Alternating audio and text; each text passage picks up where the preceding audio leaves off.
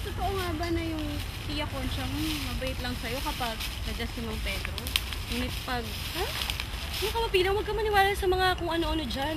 So nga pala, bilisan mo, baka abutin tayo ang dilim sa daan. Iniiba mo na naman yung usapan.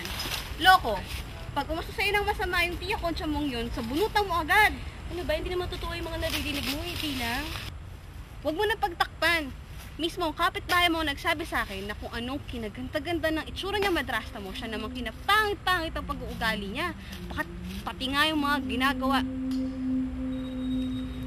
Alicia, tignan mo kung sino dumarating, oh. Tignan mo kung sino yung mga kasalubong natin, oh.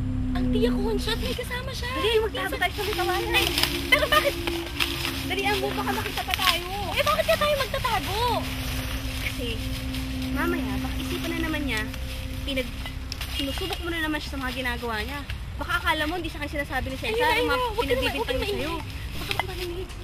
Teka nga muna. Ito na lang ba yung kwartang bibigay mo sa akin? Kasi ibang kwarta. Sa lagay ba naman, pag-aapurahin mo ko, unti-unti lang na kwartang ibibigay ko sa'yo. Sige, pero akala ko ba sumama ko doon sa lalaki para magkaroon ka ng maraming kwarta dahil sinuwerte sa balayas niya? Nasaan na? Sa lagay ba naman, bibiglain natin. Pag nakahalata si Pedro, kung ako sa'yo, maging mahinahon ka lang dyan, kailangan natin mag-ingat. Wala tuloy akong pansugal ngayon. Oo nga pala. Hindi nga rin pala ako mawawalan ng pera dahil ito naman si Dora. Binanggit mo na naman yung babaeng yan. Ay, ito naman nagsisilos ka agad. Alam ko naman kapag binabanggit ko yung babaeng yun, magsisilos ka agad. Kaya kahit anong alok niya sa akin, hindi ko talaga inaalok kung kinukuha yung mga alam mo naman pala tsaka alam mo mang gagawin ko lahat sa'yo. Pagkatapos kung naman, magit ka pa naman dun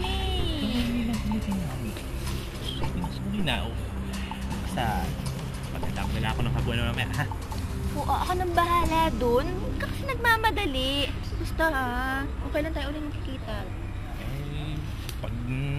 Siguro pag nanalo ko mamaya sa utang na siguro ay parang Ins na naman. Saan? basta bahala na yung